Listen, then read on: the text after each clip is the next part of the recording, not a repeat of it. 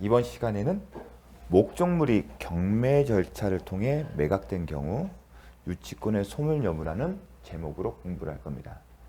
이 파트는 제가 이제 제 원칙부터 하나씩 디테일하게 설명을 할 겁니다. 그런데 내용 자체가 민사집행법 지식, 그러니까 경매, 민사집행에 대한 감이 없으면 이해하기가 쉽지는 않습니다. 그럼에도 불구하고 중요하기 때문에 시험이 나옵니다. 그래서 제 설명을 하겠지만 이해를 못하더라도 나중에 시간이 지나면 이해가 될 겁니다. 한 번에 이해될 수 있는 내용입니다. 이해가 되는 내용은 아닙니다. 다만 여러분은 수험생 입장에서 제가 요약 정리를 해놨습니다. 맨 마지막에 다항으로 가나 이제 설명할 거고요. 그 내용만 정확하게 기억합니다. 경매 개시 결정 등기된 후에 유치권을 취득한 경우에는 주장할 수 없다. 전에는 할 수 있다. 그 얘기입니다. 이렇게 정리를 했습니다. 나중에 이 지문만 정확하게 하면 경매와 유치권에 관해서는 문제를 맞출 수 있습니다. 결국은 이 내용은 유치권과 관련된 거고요. 그리고 경매예요. 민사집행법에 따른 경매면 이 경매에서 뭐냐면 경매 개시 결정 등기와 비교를 하면 되는 겁니다. 이 경매 개시 결정 등기는 압류의 요력이 있다. 그래서 경매 개시 결정 등기입니다. 압류가 아닙니다. 경매 개시 결정 등기를 기억하십시오. 그럼 왜 이러한 내용이 중요해서 시험에 나올까? 그거에 대해서 설명을 해보도록 하겠습니다. 또 하나 이 부분이 좀 혼동이 올 수도 있는 게 뭐냐면 우리가 경매 절차 하면서 말소 기준 권리를 언급하면서 뭔가를 얘기한 적이 있었습니다. 기억나십니까? 관습법상 법정지상권 할 때 그 요건 중에 하나가 토지와 건물의 소유자가 동일인이 소유했다가 매매 기타 등의 원인으로 소유자가 달라진 경우. 그렇죠. 매매 기타 원인에 뭐가 들어갔었죠? 임의경매? 아니죠. 임의경매라면 저당권에 기초한 임의경매일 텐데 그 경우에는 366조의 법정지상권의 문제이고 임의경매가 아니라 강제경매의 경우에 하나의 쟁점이 있었죠. 뭐였죠? 소유자의 동일성을 어느 시점을 기준으로 판단하냐. 원칙은 동일한 여부는 언제다? 소유자가 달라진 경우를 기점으로 판단하는 건데 예외적으로 어떤 경우죠? 강제 경매의 경우에는 다르다. 그 경우에 나왔던 게 뭐였죠? 말소 기준 권리에 해당되는 저당권, 가압류, 압류. 기억나십니까? 그 경우에는 저당권만 있으면 저당권을 기준으로, 저당권 앞에 압류가 있었으면 압류를 기준으로, 그리고 가압류가 있었고 그 가압류가 압류로 집행될 경우에는 가압류 기준으로, 가압류, 압류가 있는데 그 앞에 저당권 있으면 저당권으로 기준으로 해서 소유자의 동의성 여부를 판단하고 있습니다. 그러면서 왜 그렇게 하는지 이유에 대해서 설명을 드렸습니다. 민사집행법상 경매 목적물에 대한 이해관계는 말소 기준 권리에 해당되는 저당권이나 가압류나 압류를 가지고 이해관계를 따진다. 예컨대 저당권은 경매 절차에 의해서 모두 소멸되지만 이유 불문하고 다 소멸됩니다. 나는 이 저당권에게서 경매 신청하지 않은 사람이다. 그런 사람이 필요하지 않습니다. 무조건 경매에서 낙찰을 이루어지면 저당권 직권 싹 말소됩니다. 이유 불문하고. 살아남는 게 없습니다. 어떠한 이유로도. 불법 말소된 경우에도 이미 저당권 소멸된 운명이 있기 때문에 다시 되살아나지 않습니다. 낙찰돼서 끝나버리면. 그런데 용의물권의 경우는 저당권과 비교를 하죠. 가압류와 비교를 하죠. 압류와 비교를 해서 어떤 경우에는 용의물권적 권능이 소멸하지만 어떤 경우에는 용의물권적 권능이 살아서 낙찰자가 인수하는 경우가 있습니다. 이러한 것처럼 말소 기준을 관리해가지고 이해관계를 조절해요. 저당권의 경우는 대표적인 게 뭐였죠? 처음에 파악한 교환가치가 계속 유지될 필요가 있습니다. 만약에 처음에는 이만큼의 교환가치를 파악했는데 나중에 법정지상권 성립돼서 이렇게 쪼그라들면 저당권자의 예측하지 못한 손해를 일으킬 것이고 그런 말미암아 저당권의 활용은 떨어질 겁니다. 가압류, 압류는 뭐다? 처분 금지효과가 있다. 즉 강제집행을 목적으로 하는 사람이 채무자 목적의 부동산에 대한 처분을 금지시켜만이 그 상태 유지시켜서 낙찰을 시킬 수 있는 겁니다. 왜냐하면 채권의 실행은 채무자 명의 재산에 남의 것을 못하지 않습니까? 그러면 이 채무자가 그것을 처분한 것을 막아야겠죠. 그러면 계속 채무자 명의로 둬야만이 경매를, 임의경매를 실시할 수 있기 때문에 그러한 효력에 처분금지 요구, 그 효력을 위반한 것은 주장을 못합니다. 효력을. 그러한 어떤 개념, 가압류나 압류의 처분금지효 때문에 설명이 됐습니다. 그런데 지금은 좀 상황이 다릅니다. 왜 다른지부터가 설명을 드리겠습니다. 자, 보겠습니다. 먼저 인수지가 원칙입니다. 법에는 이렇게 되어 있습니다. 민사집행법 91조 제가 방금 언급했던 저당권은 모두 이유 불문하고 다 소멸된다. 용의물권적 권능, 지상권, 전세고, 등기된 입차권 등은 저당권과 비교를 해서 저당권보다 먼저 설정된 것으로서는 살아남지만 저당권 이유라면 이후에 용의물권적 권능이 설정된 것은 소멸한다. 그런 내용들이 쭉 나오는데 5항에 이런 내용이 있습니다. 목적물이 경매 절차를 통해 매각된 경우 유치권은 소멸하지 않고 뭐다? 인수되는 게 원칙이다. 인수의 주체가 누굽니까? 낙찰자입니다. 여기에 이해관계는 유치권과 관련해서는 이해관계인은 저당권자, 가압류다, 압류다 그게 아닙니다. 누구다? 낙찰자예요. 이 낙찰자 관계에 있어서 작동하는 원리입니다. 원칙적으로 낙찰자는 즉 입찰을 해서 매각된 걸 완납한 사람은 유치권을 인수한다는 얘기는 낙찰자가 유치권자에게 유치권의 피담보 채권을 변제하지 않은 한 목조물의 명도를 못 받는다는 얘기예요. 그게 원칙이에요. 예외가 없어요. 그냥 법조문에 용의물권적 권능에는 저당권, 압류, 가압류 비교해서 먼저 있냐 이유에 따라서 운명이 달라지는데 유치권은 그냥 인수를 하는 거예요. 법조문은 그렇게 돼 있어요. 그렇기 때문에 유치구자는 사실상 우선 변제를 받을 수 있는 효력이 있다는 표현을 쓰는 겁니다. 근데 거래 실무상 뭐가 문제됐냐면 이런 겁니다. 법에는 이렇게 돼 있어요. 인수지 성립 시점을 따지질 않아요. 다른 경우에는 잘 보십시오. 이제 복습할 때 민사집행법 제가 간수법상 법정지상권 할 때 민사집행법 1항, 2항, 3항, 4항, 5항 다 써놨습니다. 그때는 시점의 성운에 따라서 운명을 달리하는데 그런 게 없어요. 유치권이 언제 발생하는 걸 묻지 않습니다. 그럼에도 불구하고 제한을 가고 있어요. 대법원 판례가. 왜냐하면 불합리한 경우가 있기 때문이다. 누구한테? 낙찰자에게. 자, 그거에 대해서 설명을 하겠습니다. 이런 겁니다. 대법원 판례가 유치권에 대해서는 좀 부정적으로 엄격하게 보려는 경향이 있어요. 법조문에는 성립 시점을 묻지 않고 유치권이 성립됐다고 한다면 당연히 낙찰자가 인수를 하는 것으로 보는데 그런 관행을 보니 이런 문제가 발생을 해요. 어떤 현실에서. 어떤 거냐. 자, 토지, 건축주, 공사를 맡겼어요. 공사 진행. 토지 위에 건물이 올라갑니다. 구분 소유로. 그런데 건축주가 공사업자한테 공사대금 채권을 못 줘요. 못 주니까 그리고 공사업자는 그래도 건축주를 믿기 때문에 점유를 안 하는 경우가 있습니다. 아니면 공사대금 채권을 지급할 자력이 안 된 토지 소유자가 먼저 움직여서 이 목조물을 점유할 수도 있습니다. 그런 경우도 있습니다. 공사업자가 잠깐 빈 사이에 이 점유 자체를 누가 한다? 소유자. 즉 토지 소유자지 아니면 건축주가 점유하는 경우도 있습니다. 그러면 이 경우에 아직 유치권을 행사하지 못하는 경우가 있어요. 그런 경우가 있을 수 있습니다. 현실에서.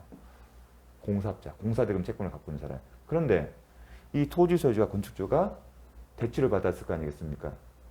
그러면 은행에서 신협이나 수협 같은데 이 금융권에서 이제 대출을 받았을 텐데 돈을 이자를 연체하게 되면 뭐가 된다? 경매 절차가 진행되죠. 저당권의 임의 경매 아니면 뭐 강제 경매일 수도 있고요. 경매 절차가 진행됩니다. 그러면 토지 소유자는 이제 다급해 불을 끄거나 이제 경매 절차를 취하시키려고 목적으로 합니다. 은행 찾아가서 내가 돈 빨리 갚을 때니까 경매 취하시켜줘. 아니면 내 분양 받아서 할게. 왜냐면 이 사람 입장에서는 이 경매 절차로 넘어가게 되면 이 건축주 입장에서는 손해가 막대하거든요. 가장 좋은 것은 자신이 이걸 분양해서 파면서 돈을 남기는 거예요. 근데 그 목적이 실현이 안 돼요. 근데 협조가 안 되면 경매 절차는 계속 진행이 돼요. 그러면 건축주가 이런 생각을 하는 거예요. 시간을 벌고 싶을 거예요. 어떤 시간? 이게 낙찰받지 않게 만들고 싶을 거예요. 그러면 강력한 수단이 뭐냐면 유치권자를 만드는 거예요. 비록 자기가 점유하고 있지만 공사업자가 짜고 얘기를 하는 거예요. 야, 네가 유치권 좀 행사를 해. 그리고 공사업자 입장에서는 땡키러 가겠죠. 그래서 경매 진행 중에 유치권을 생기는 경우가 생기는 겁니다. 경매 절차 진행 중에. 그런 경우가 현실에 발생합니다. 어떤 경우? 경매 절차가 진행된 이유입니다. 경매 절차 진행된다는 것은 뭘 하는 거죠?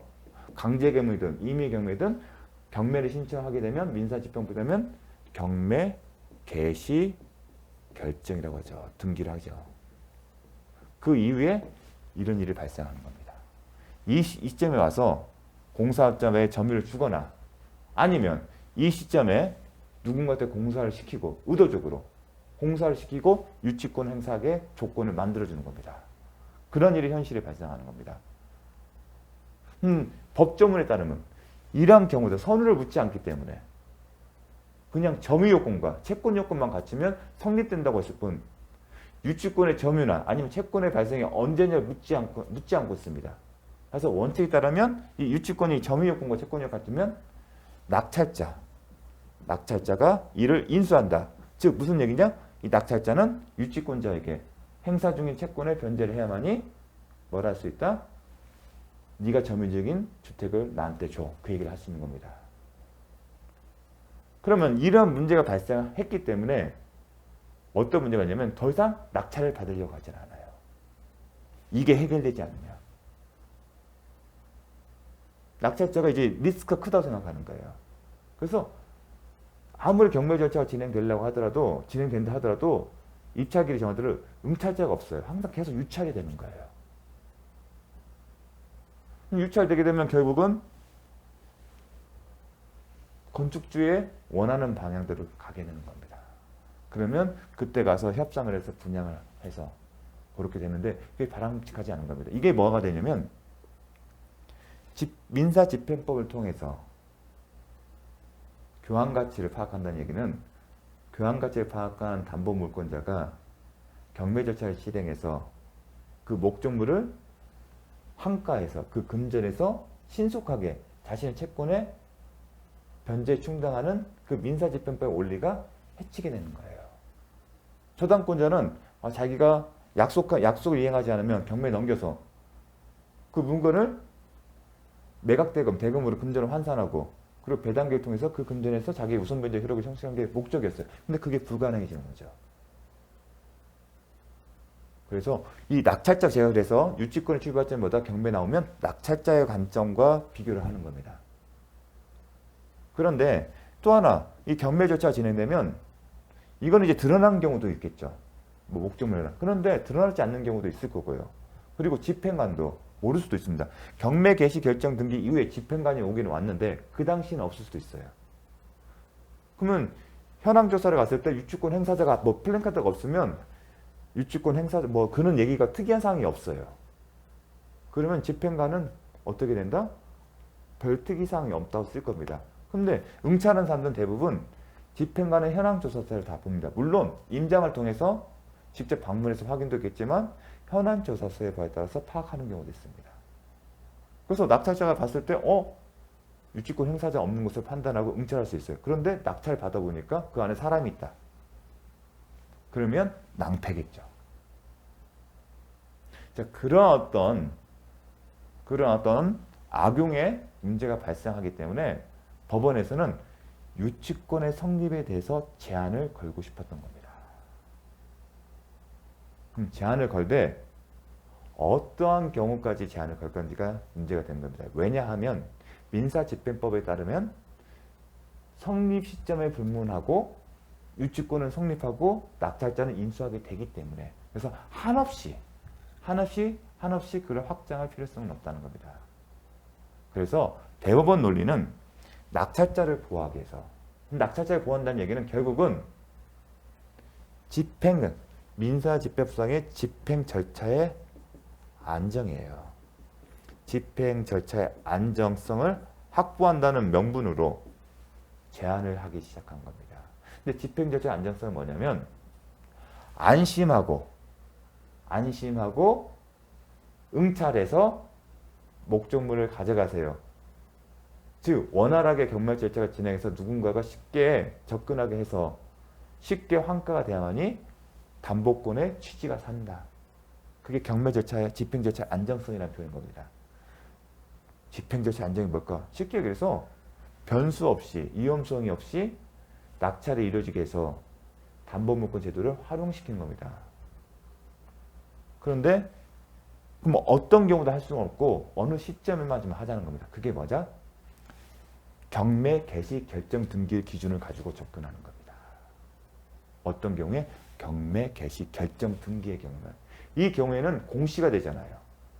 제3자가 경매 개시 결정 등기 때문에 등기부에 기재가 될 때 외부에 공시가 되기 때문에 이 등기를 기준으로 해서 먼저 출발을 해요. 물론 가압류나 압류도 공시가 되기 때문에 알겠지만 또 하나 뭐냐면 낙찰자를 보호하는 거기 때문에 낙찰자가 예상할 수 없는 위험을 회피시키는 게 목적인 겁니다.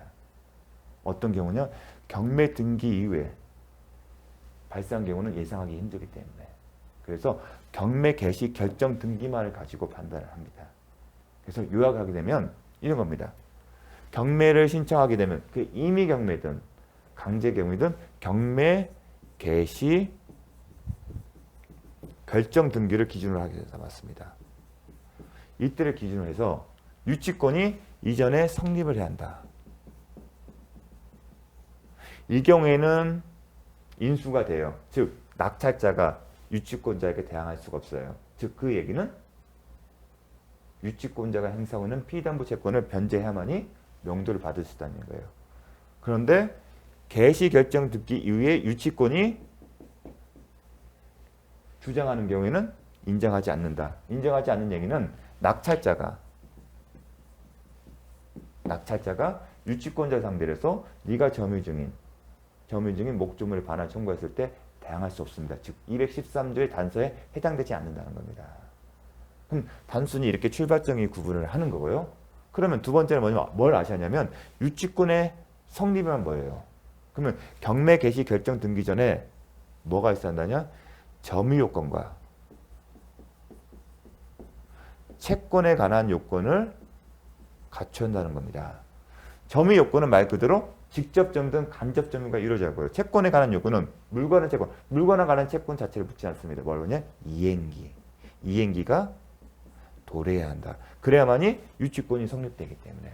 그래서 시험은 요게 경매 개시 결정 등의 점유 요건, 점유하고 있다 하면 채권이 이행기 도래했다 이런 표현을 갖고 옵니다. 만약에 경매 개시 결정 등의 점유는 이루어졌지만 채권도 있어요. 하지만 변제기가 아니다 하면 성립됐습니까? 아니죠. 여 뒤에 있으면 뒤로 넘어가는 겁니다. 그래서 여러분은 유치권 성립했다 이 얘기는 점유 자체는 수험생 입장에서 점유 자체는 점유하고 있다는 표현을 쓸 겁니다. 그러면 요걸 이제 함정을 할 겁니다. 채권은 있다. 그리고 변제기가 도래했다. 이런 표현이 있는지 잘 보시면 됩니다. 언제? 경매 개시 결정 등기 이전에. 경매 결정 이전에 채권자가 목적물을 점유하고 있고 채권도 발생을 했다. 하지만 아직 변제기가 도래하지 않았고 변제기는 이 시점이다. 개시 결정 등기 이후에 있다. 이 경우에도 유치권을 주장할 수 있다? 아니다. 왜냐하면 개시 결정 등기 이후에 유치권이 성립된 거기 때문에. 그런 식으로 이제 시험이 나오고 있습니다. 자, 이해되시겠죠? 그래서 성립이다. 그럼 성립이라는 얘기는 점유 요건과 채권에 관한 요건, 특히 채권의 요건은 이행기가 도래했다는 거. 이행기가 자, 점유 요건도 갖췄어요. 채권도 발생했다. 그런데 이 시점이 이행기다. 이 시점에 유치권이 성립된 거죠. 그렇죠. 근데 개시 결정 등기 이후에 유치권 성립되기 때문에 낙찰자에게 대항하지 못한다. 이런 식으로 접근하시면 됩니다. 기준은 단 하나입니다. 간수법상 법정지상권은 이 개시결정 등기 앞에 가압류가 있었고 그 가압류가 본압류로 집행됐을 경우에는 가압류된 시점을 기준으로 판단한다. 가압류, 본압류 앞에 저당권이 있으면 이 저당권 시점을 역으로 소유자 동의성을 판단한다. 그런데 유치권과 관련해서는 딱 하나만 기억하십시오. 기준은 경매 개시결정 등기예요. 이와 관련된 겁니다. 그 여담으로 제가 자습서에는 포함은 안 했습니다. 고민이 들었기 때문에 요런 게 하나 기억을 해 주십시오. 자, 이 시점에 점유 요건을 오케이. 채권 발생 오케이. 그 이행기가 도래했어요. 이행기가 도래되면 유치권이 성립된 거죠. 유치권이 일단 성립이 됐어요. 그런 와중에 뭐랬냐면 이행기가 도래했어요. 그런데 채권자의 동의에 합의하 채권자 채무자 합의에 이행기를 유예해 줬어요. 아, 이행기 도래했는데 좋아. 네 사정 봐줘서 이행기를 유예해 줬어요. 근데 그 시점이 어디다? 여기가 됐어요. 그 이행기가 여기가 된 거예요.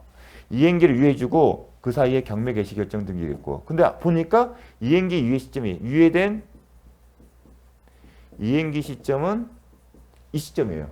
그럼 경매 개시 결정 등기 이후에 유치권이 성립된 거예요. 그러면 우리가 지금 방금 언급한 원칙에 따라 이 사람은 낙찰자에게 유치권 주장할 수 없다? 그렇게 될까? 원칙은 그렇게 돼야죠. 근데 뭐 같은 특징이 있어요.